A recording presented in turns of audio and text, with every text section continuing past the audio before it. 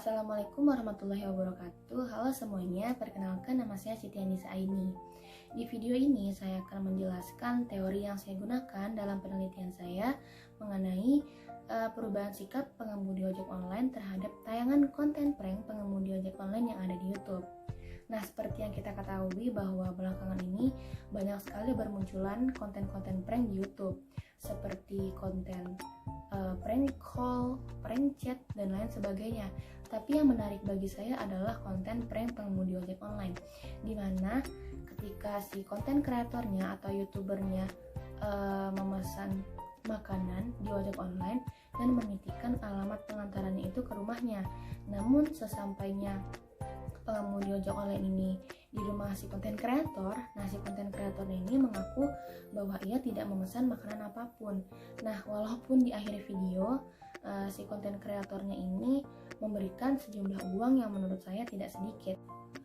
Ada salah satu channel YouTube yang juga menayangkan konten prank pengemudi ojek online, di mana si konten kreatornya ini memesan makanan dan menitipkan alamat pengantarannya itu di sebuah tempat yang sepi, yang gelap, dan pada saat itu keadaannya sedang malam hari.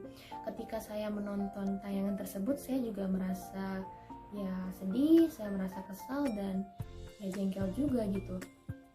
Nah, walaupun di akhir video si pengemudi ojek online ini juga diberikan sejumlah uang yang tidak sedikit oleh si konten kreator gitu.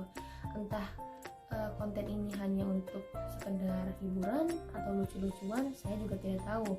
Oleh karena itu saya tertarik untuk meneliti bagaimana sih perubahan sikap para pengemudi ojek online ketika menonton tayangan dalam channel YouTube tersebut. Apakah memiliki perubahan emosional sama seperti saya, atau memiliki perubahan emosional yang berbeda, ataukah memiliki perubahan tingkah laku dalam jangka waktu yang panjang. Nah, di dalam penelitian ini saya menggunakan teori transportasi. Teori transportasi ini diperkenalkan oleh Melanie Green dan Timothy Brock pada tahun 2002, di mana Melanie Green dan Timothy Brock menggambarkan teori transportasi ini ketika seseorang atau individu yang terhanyut dalam sebuah cerita yang disajikan oleh sebuah media.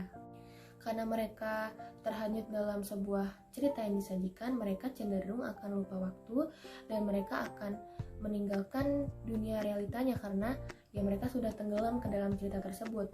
Mereka juga mengalami perubahan emosi yang kuat, entah itu positif atau negatif, tergantung dengan cerita apa yang disajikan oleh sebuah media. Tom Van Leer mengkaji atau memperluas teori transportasi yang diperkenalkan oleh Melanie Green dan Timothy Brock.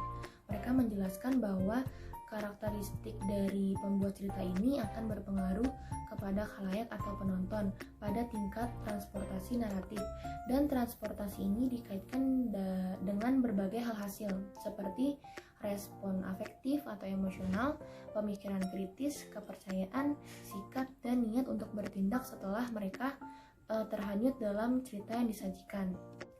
Teori ini juga menyatakan bahwa ketika seseorang menyelesaikan cerita yang telah disajikan, ia seperti menghabiskan perjalanan di alam cerita tersebut dan ia akan kembali dengan sedikit perubahan dalam dirinya. Hal ini disebabkan karena pengalaman yang telah ia lalui ketika ia menyaksikan cerita tersebut. Dan teori ini juga tidak sekedar memberikan efek kesan jangka pendek seperti emosi, simpati, empati, dan lain sebagainya, tetapi juga memberikan efek kesan jangka panjang seperti perubahan persepsi dan tingkah laku terhadap apa yang telah ia saksikan. Nah, menurut saya teori transportasi ini cocok untuk dijadikan teori dalam penelitian saya karena saya ingin melihat bagaimana sih perubahan sikap para pengemudi ojek online ketika menonton tayangan prank pengemudi ojek online yang ada di channel YouTube tersebut.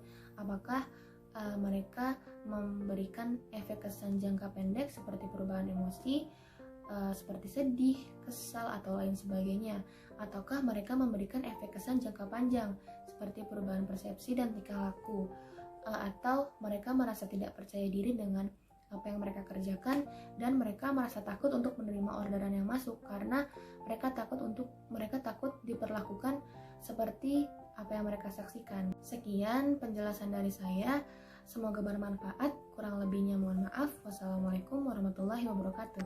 Dah.